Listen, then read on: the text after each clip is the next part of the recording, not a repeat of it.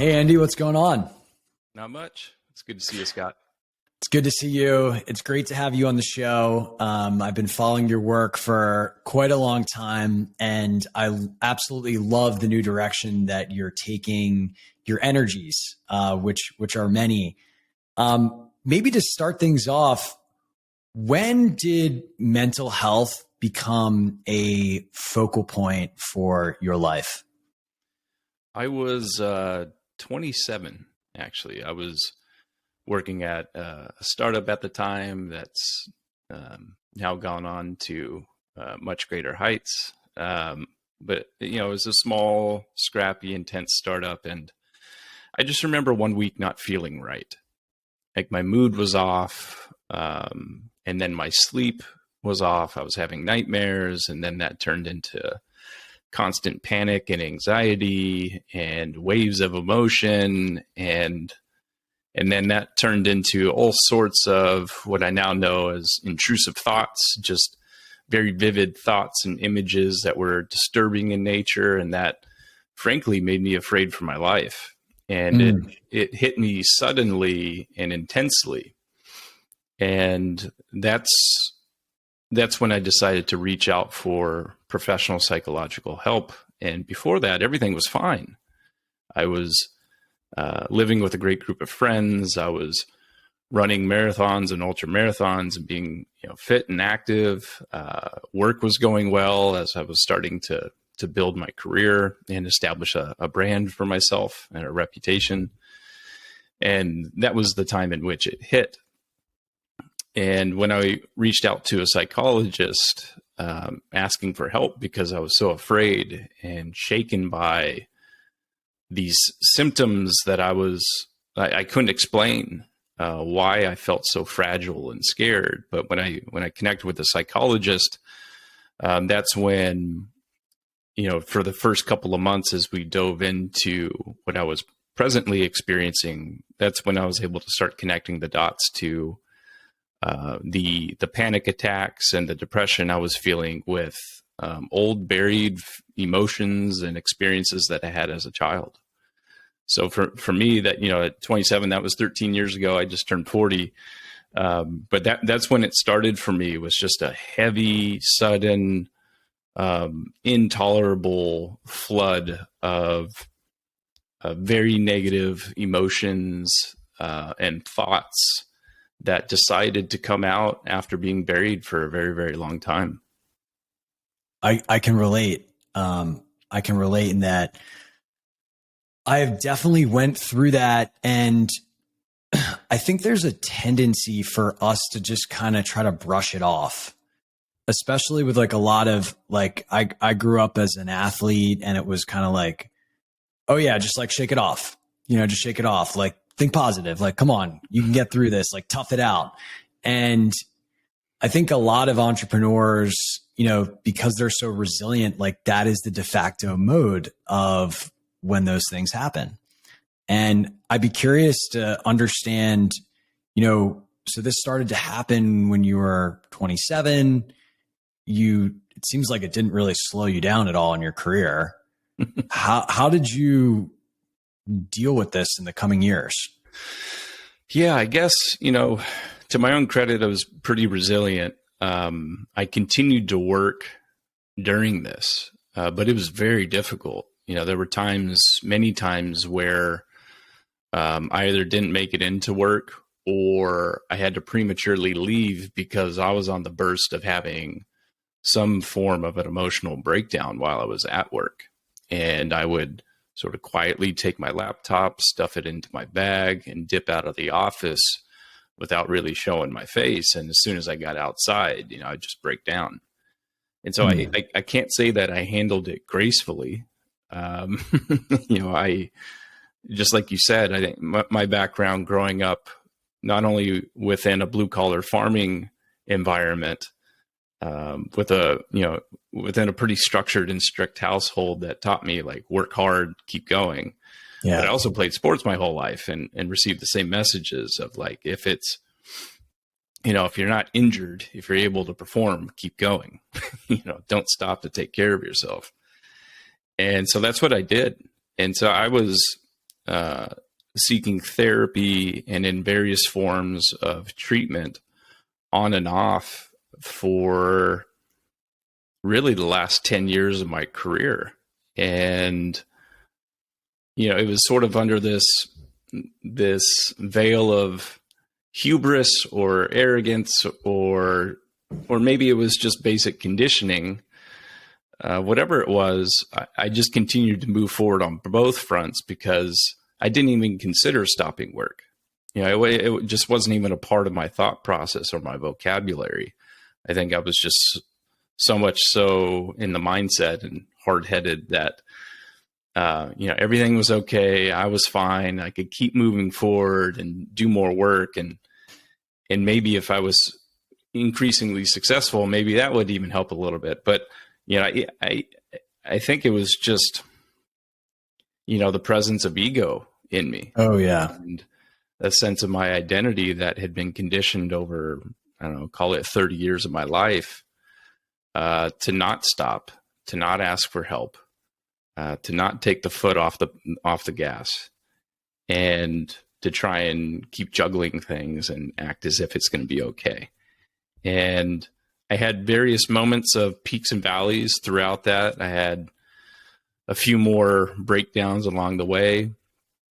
But somehow I picked myself back up and continued to push forward. But it really wasn't until around the age of 37 that it just became too much, because what I now know is unaddressed psychological problems, especially if they have their roots in childhood trauma, they just get worse over time.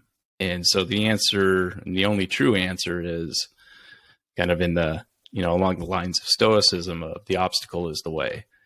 You have to, in my case, I had to eventually point myself towards the trauma and directly process it and work through it, and then begin to train myself on a whole new set of patterns around how I thought and felt and behaved to approach life in a different way. And for me to effectively approach the trauma and recondition myself to live differently so that I would feel differently, that's when I finally said, okay, enough is enough. And I took a step back from Silicon Valley, first as part of a medical leave. And then second, I realized, no, I'm going to make this permanent. It's time for me to take care of myself. And that was almost, it was 2 years ago, almost 2.5 years ago when I started that process. Well, thank you for sharing that, man. Takes a lot of courage to share that, and to, more importantly, to do that. I feel like there's this kind of attitude of show your best, hide the rest in Silicon Valley, and a lot of that excessive working and achieving is escapism to avoid facing what needs to be faced. And so, yeah, man, I applaud the courage. I think a lot of people, whether they're conscious of it or not, choose not to do that, because that's actually the easy thing to do. Yeah. And I certainly engaged in the escapism for a long time. Work was one of the ways in which I escaped, because if I had my mind entirely focused on work, then my mind couldn't be focused on the emotional healing I needed to do. So it was for sure a form of escapism. It took me quite a while to realize that, that's what I'm doing is, the denial is extremely strong in somebody who's, deeply into their addiction. And for me, work was an addiction at that point, because not only was I working at this string of successful startups, but then I'm advising on the side, I'm investing on the side, I'm doing all these other things that were frankly just completely unnecessary. But they were, a positive and a healthy distraction, in the sense that I could have poured myself into hardcore drugs, which would have very clearly had a very negative effect on my life. And I'm at least thankful that I poured myself into something that society generally congratulates. And it came with financial reward, because I just worked that hard. But it's no longer something that I that sort of stressful work style is no longer something I want to incorporate in my life. Yeah, I agree. I'm with you. What was the most difficult part about fully stepping away? The hardest part of stepping away is that, and you don't realize that this is happening at the time, but the hardest part is that when someone chooses to step away in the fashion that I did, which is to say, I'm not stepping away for now and I'll come back to this later. But instead I said, I'm stepping away from this because this is not who I am. And this is not who I want to be in the future. What that implied is that I was stepping away from my old sense of identity. And if you visually think of identity as like this horizontal foundation through which all of your external facing aspects of your life are built, where you live, the sort of house and car you have, and the way you dress, and the friend network you have, and the work you do, and all of those external aspects that we call our life or our lifestyle are erected on top of the foundation of identity. And so the hardest part when somebody chooses to say, you know what, I'm no longer going to live in this way because I realize it's not good for me and it's not consistent with who I really am. And I'm going to take a step away from it so that I can come to understand myself more deeply and to heal from any sort of psychological and emotional trauma that I need to heal from. What it effectively does is it challenges that foundation of identity. And what I learned is that to appropriately challenge that foundation of identity, in my case, it actually meant the destruction of most of that identity, to create room so that I could recreate myself in the absence of that old sense of identity. And then by doing so, not only topple those external artifacts of my life that were built on that old identity, but pursue the process of recreating myself and then recreating all of those external artifacts. So, I mean, for me, I say that's the hardest thing. You know, I could point to specifics. You know, what that means is, you know, your friend circle changes because maybe all of a sudden the way in which I as an individual view and perceive and present myself to the world changes so fundamentally that I no longer connect with my old friend group in the way in which I used to.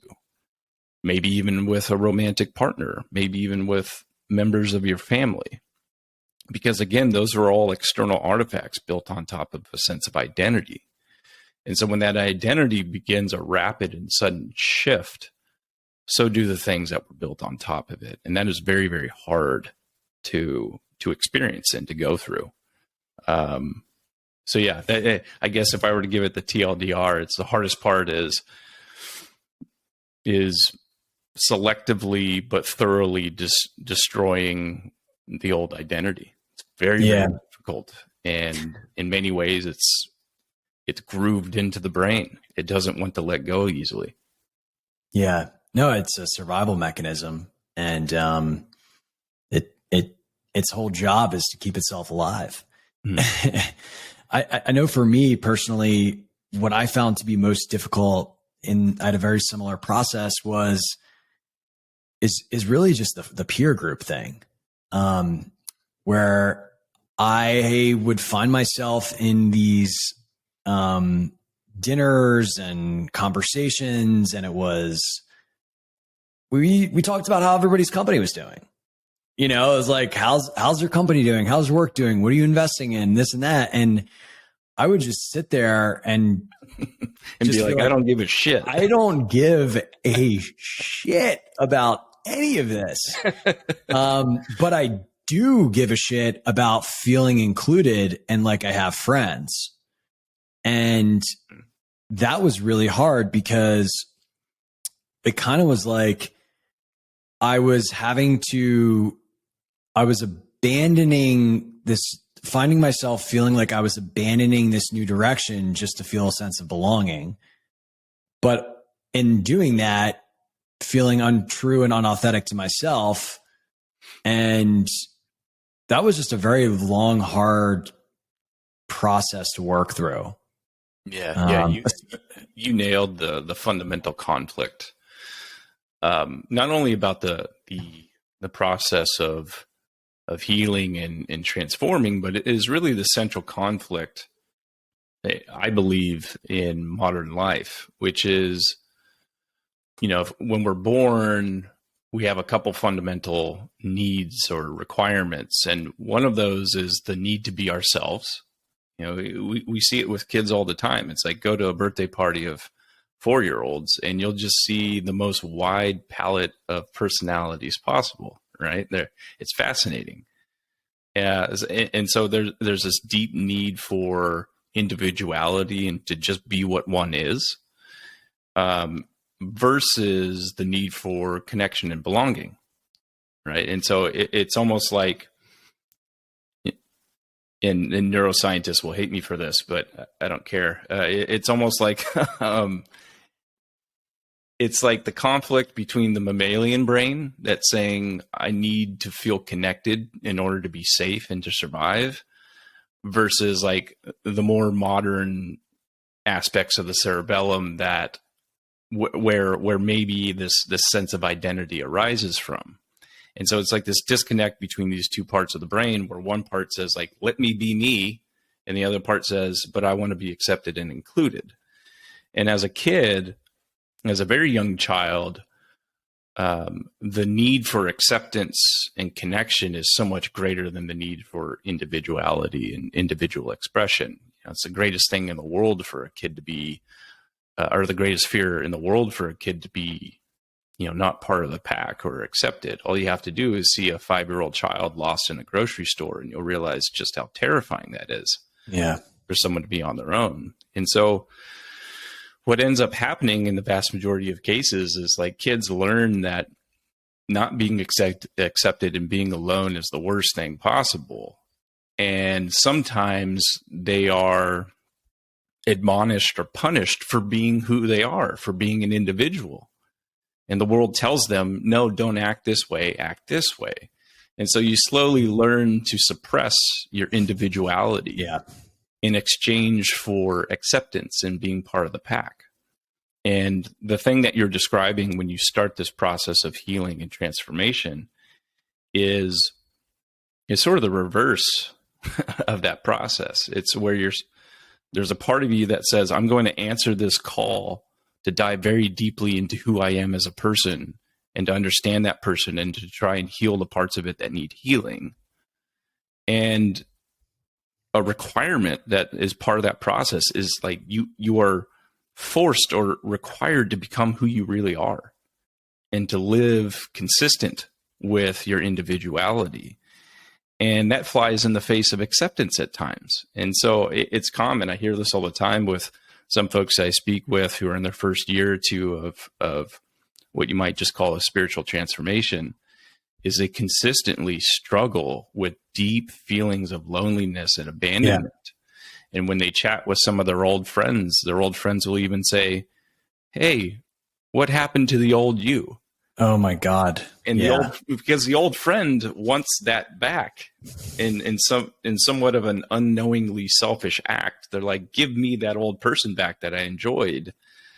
But again, you're becoming yourself. And the thing that they need to do is actually allow that transformation to happen. And what that may mean is a once great, beautiful relationship is now transforming into something different. And it's no longer that same great relationship. And all you can do is just be thankful for what it used to be and the role it played for you at that point in your life, but to accept that the change has happened and move forward in search of new connections. Yeah. I can't tell you how many Friday nights I sat by my phone just feeling like shit because I didn't get the look right from a group of friends that I used to. But I think, what those moments have have is an opportunity for us to look inward.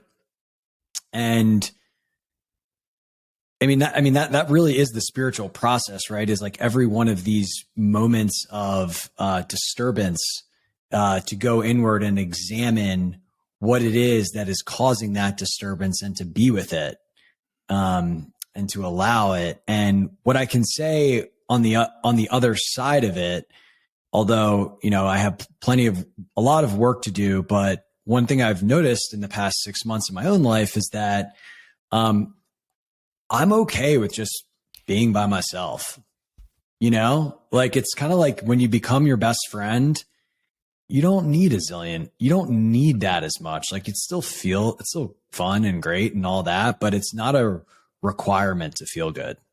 That's right. That's right. And that's a huge gift. Yeah. And I think beautifully expressed by the people, by people like Eckhart Tolle, and, oh yeah.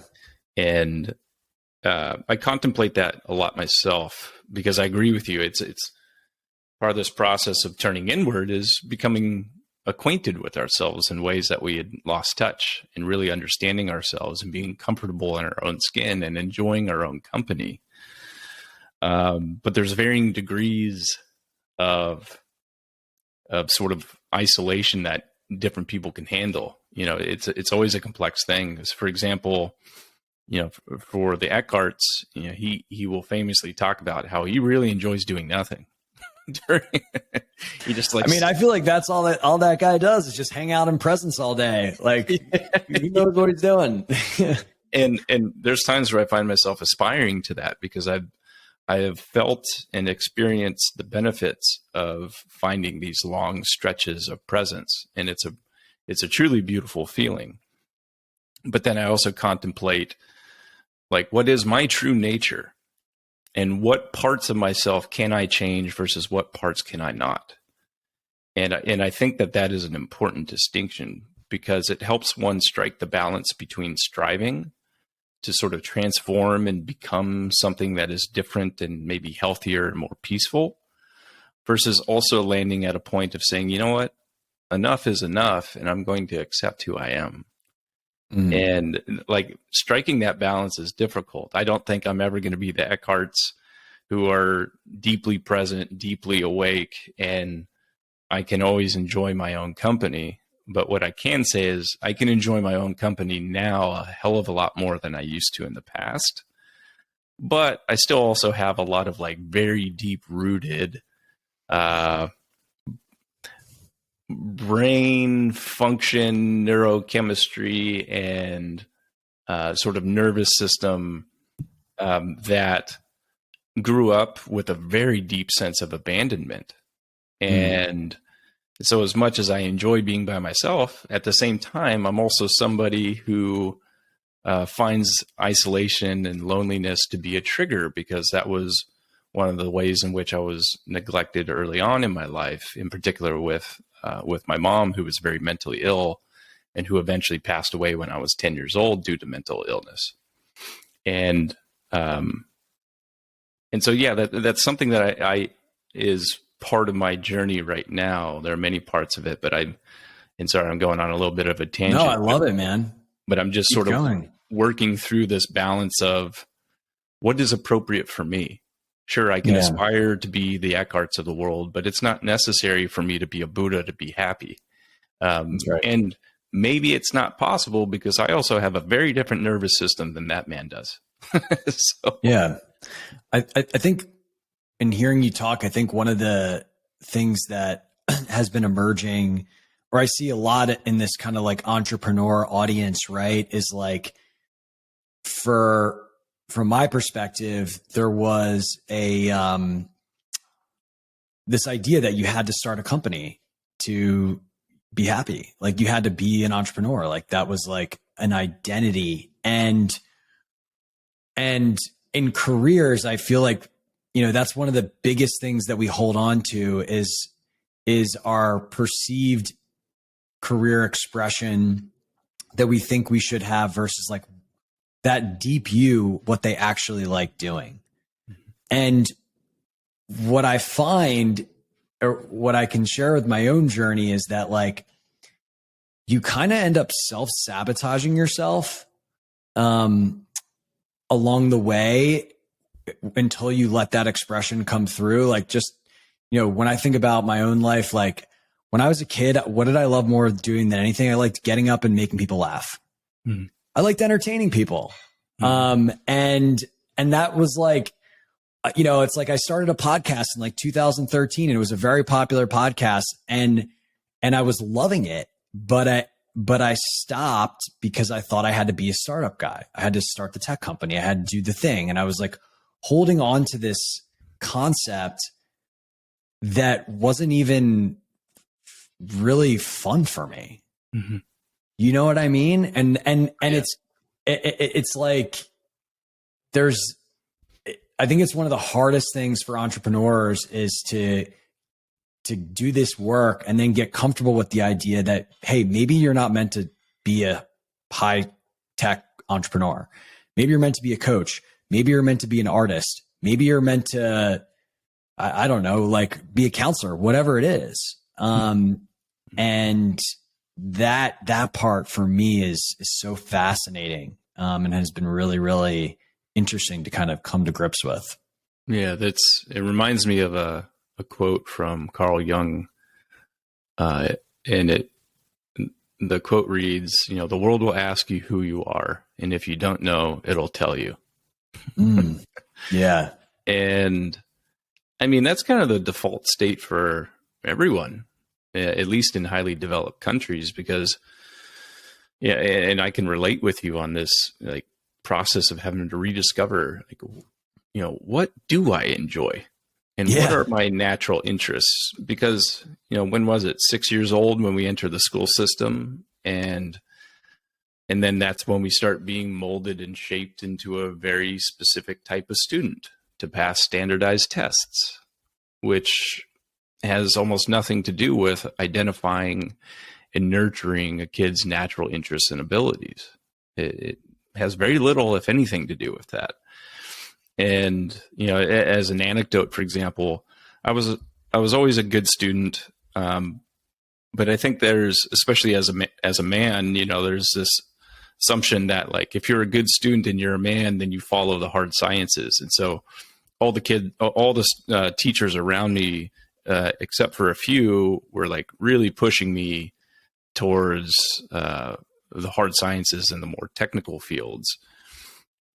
I can remember my high school, one of the guidance counselors, which are good people, but I think poorly informed for the most part, was, "Oh yeah, you should be like a nuclear engineer, Andy, because that's what you took this 50 question test and it told you that you should be a nuclear engineer."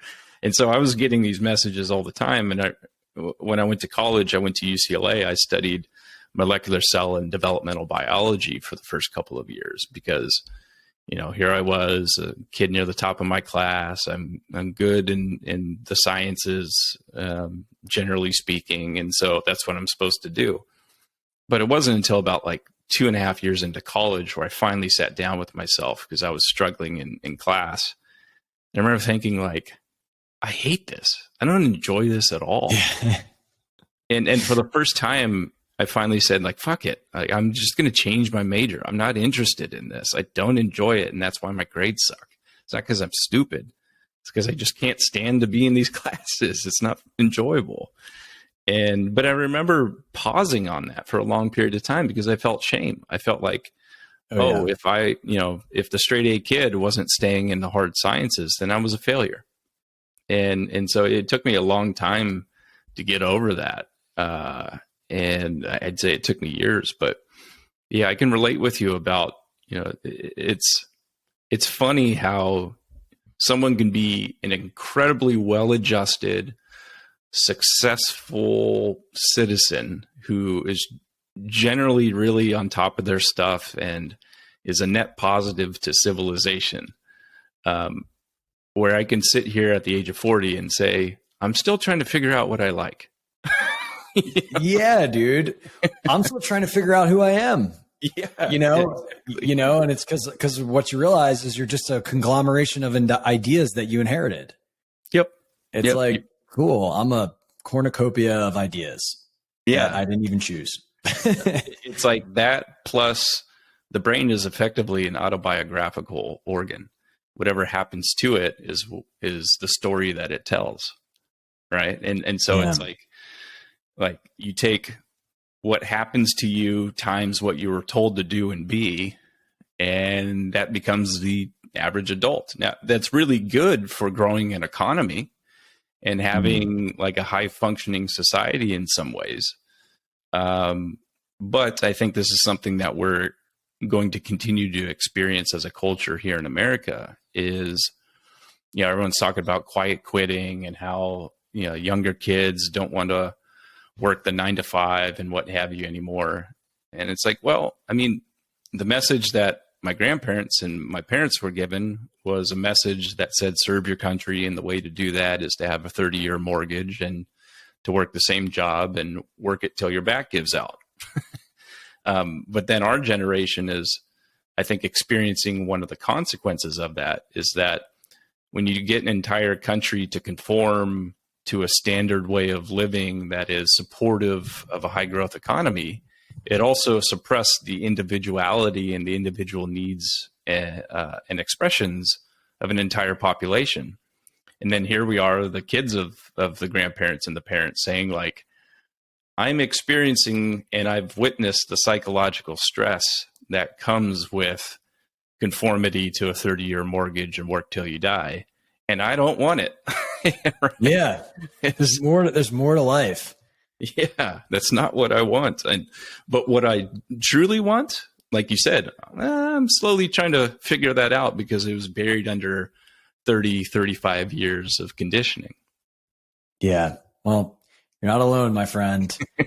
So one of the things I think is so fascinating about all of this that I'd love your perspective on is as you go through this transformation, it's kind of like you don't know until you know. Like I remember people talking about healing and I'm like, okay, like I don't know what you got going on. Like I have a good life. I don't have any baggage. And then one day you kind of realize that there's just a lot going on that you were completely unaware of. What would you say to, maybe entrepreneurs, people that are listening to this that don't necessarily identify with the fact that there's more going on here and think that everything's just okay, but perhaps have an inkling that, maybe there is something to examine here? Yeah, it's a good question. And it's something that I debate some of my, call it spiritual friends. Right. There's this spiritual hubris that pops up from time to time where when somebody goes through a bit of a transformation, they awaken in a few ways, they become more aware, and then they experience some of the benefits of this awareness, where then all of a sudden they quickly switch to, well, everybody in the world needs to experience what I just experienced. Everyone needs to have the same level of awareness. Everyone needs to think in the same way, or everyone needs to become an Eckhart Tolle, right? And then if we do, all the world's problems go away. And I sit there and I say like, no, that's bullshit. And it's partly bullshit because I sit there and say like, who am I to tell anyone what to do with their lives? And especially when you consider like, how much of the future can we actually predict? The truth is we don't know what is going on. We don't know where we come from. We don't know the fundamental answers behind anything. And for me to sit there and say, well, everyone needs to have the same level of awareness and be as awakened as I am, is just another clever trick by the ego to take control of that person and to make them think, I wasn't Andy the sales guy. Now I'm Andy the budding guru, right? Yeah. And it's another trap. Yeah, let me pause on that for a second. No, I do think I do think there is some wisdom in that like when things are supposed to happen for you, they will. Like there isn't, you don't need to go out and seek this trajectory that we have both been on. Like if it's meant to be, it'll be, and it'll come in perfect timing. Yep. So it's all good. I do think though that what is interesting is we are at a societal perspective, and you know, you will find all of these very spiritual people talking about the global shift in consciousness and moving into the fifth dimension and all this stuff. But what is true is that a lot of these contemplative practices like meditation, and then substances like psychedelics that are kind of forcing functions, are becoming highly accessible. Mm-hmm. And with the access and distribution of those substances, I do think a natural downstream effect is there are a lot more people that are interested in this stuff.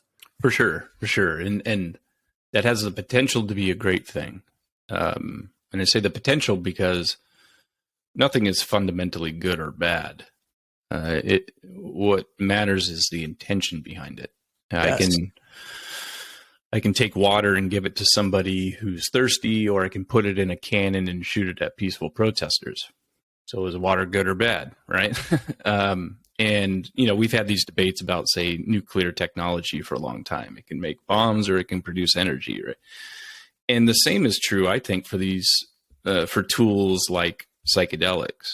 You know, I will say that, like, I think it's because our society is so deeply asleep and living unconsciously. I think the probability of it being of the introduction of broad access to psychedelics being a positive thing is much higher than the risk of it being a negative thing. But, you know, these substances can be abused as well. I've been in ayahuasca circles where there's people that have done it dozens to hundreds of times. And it begs the question of, you know, is this a form of vacation that somebody goes back to once a month? Yeah. Because they're not integrating the lessons and making lifestyle changes? Or is it truly helping this person? But from what I've seen, it's sort of a patch, you know, it's something that they're using occasionally instead of making all the lifestyle changes that will sustain positive shifts in their life. So, I like, for now, I'm very excited about the introduction of psychedelics, but I'm also worried at the same time. You know, I've done them in an American setting. I've done them in a very indigenous setting in the Amazon. And so I've experienced different flavors of it. And I think the risk right now is that these are legitimate medicines that have high risk of turning them more into an amusement park through the process of commercialization than a tool for healing.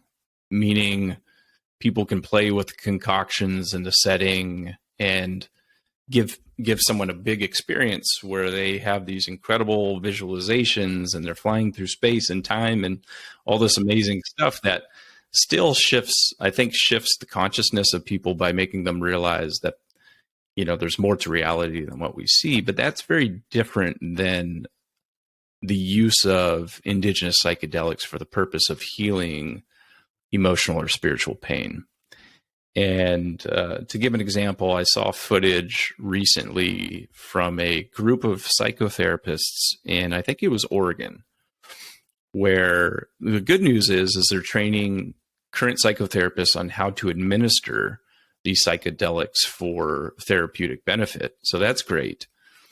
But then the footage I saw were a couple of dozen of these therapists all sitting in one room that looked like a cafeteria, sitting in chairs or just sitting on the ground. I think some with headphones on, definitely a lot of eye masks, and then doing a smaller dose of mushrooms in a group setting that was completely void of any of the ancient or indigenous factors that are typically applied as part of the set and setting of a proper psychedelic experience. And so I sit there and I think, like, nope, Yeah, that's not it either. And these are the people who are going to be administering it. And so there's pros and cons. For now, I'm predominantly optimistic, especially as it relates to treating people with childhood trauma, sexual trauma, military trauma, and folks with end-of-life diagnoses, and they're grappling with the anxiety and depression that comes with a sudden terminal diagnosis.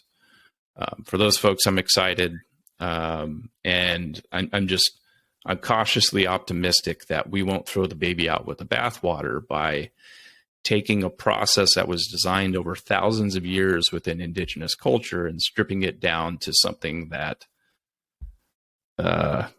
is missing the soul that is a necessary part of a true healing experience. Yeah, I largely agree. I've also participated in, indigenous shamanic settings, as well as kind of the more kind of Western, like, let's play cool music and take some shrooms and with an intention journal. And there is a vast difference.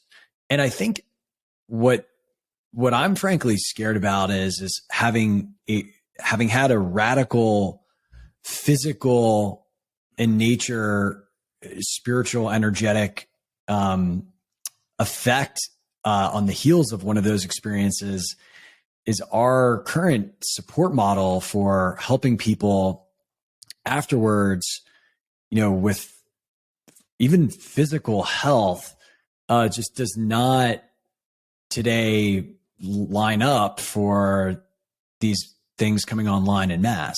I mean, I literally thought I had developed epilepsy or Parkinson's disease because I was shaking for months afterwards. And I went and got a brain study, and the doctors were like, "You're good, dude." And I'm like, "Well, I'm shaking like a jumping bean over here. Like, clearly I'm not." And so there's so much we don't know about these substances and what they do at these more esoteric levels that are largely unacknowledged by our institutions until the people in the institutions have had the experience themselves. That I think, we're going to have some growing pains there. Like, we're going to have to learn the hard way. And hopefully it's not too long and too hard. Yeah. And so much of it is just, I think, frankly, unknowable. Yeah. I mean, or it's knowable, but unlikely to be known through the existing process through which these things are studied. There's so many variables to account for when somebody comes in with complex trauma, maybe some existing either functional addictions or heavy addictions. You put them into a hut in the middle of the Amazon. They go through a big experience. That big experience then nudges them in a new direction. And the full results of that new direction may not be realized for 10 years. And the results of that can be very interpersonal. Maybe they're a kinder, softer, gentler person that allows them to reconnect with their children over time, or that even just plays out through their small day-to-day interactions with others. And that leads to them being involved in fewer fights, which means they're less angry and less anxious. And there's just so much that can shift during one of these big healing experiences. And it's so hard to measure that we never fully will.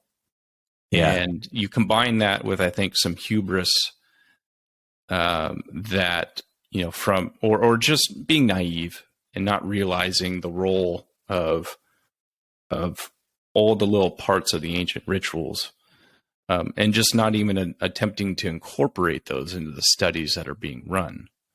One thing they could do is take, 10,000 people that do an indigenous experience and measure them longitudinally versus 10,000 people that do it in a clinical Western environment, measure them longitudinally across multiple factors. And then it might be able to tell you, but that's an incredibly expensive study.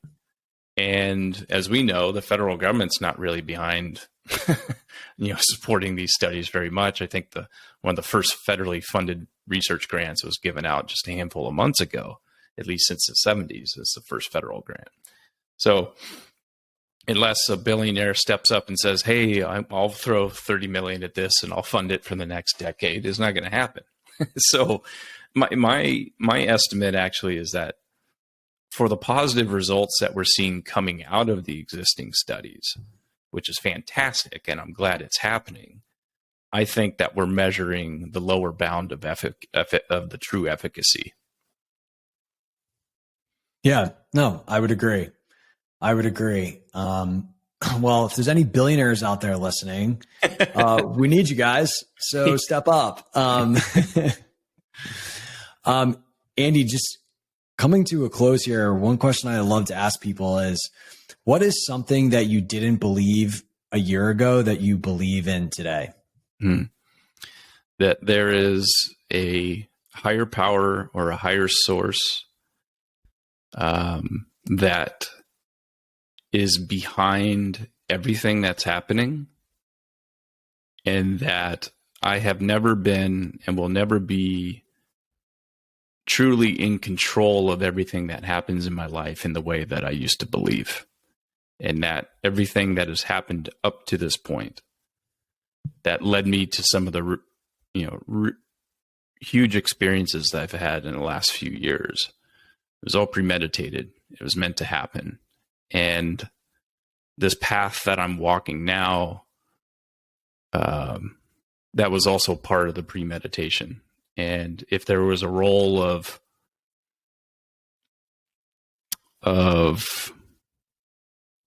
conscious thought, and if there was a role of true free will, the only role that it really played was the free will when I made the decision to answer the call to change and to walk the path that I'm currently on. But the rest of it, there's somebody behind it all. There's too much complexity and beauty that all comes together into one system that seems to continue to just work in perfect balance for me to believe otherwise. That's beautiful. The impossibility of synchronicities that unfold in life make it evident that there is more going on than what we can see. A lot more. And it's the most beautiful thing, man. I mean, it's like the idea that every single thing that has happened to you has been conspiring for this moment to bring you to where you are, and subsequently to bring you to the truth about your nature.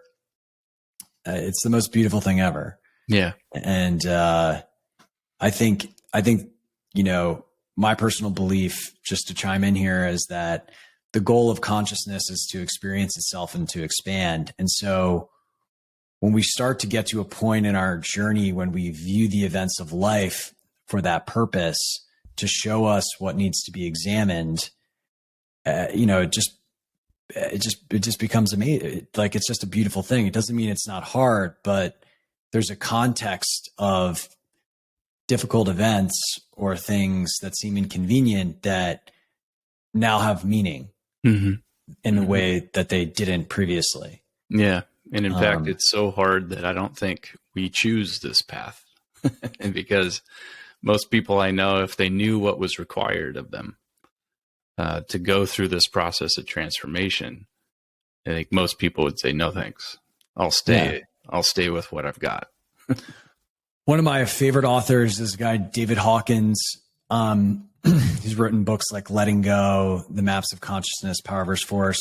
He talks about the strongest sword in the spiritual toolkit is intention. And specifically, when you align your intention to your evolution of consciousness, then you are set on that track, and life is going to unfold in a way that aids that, versus, as some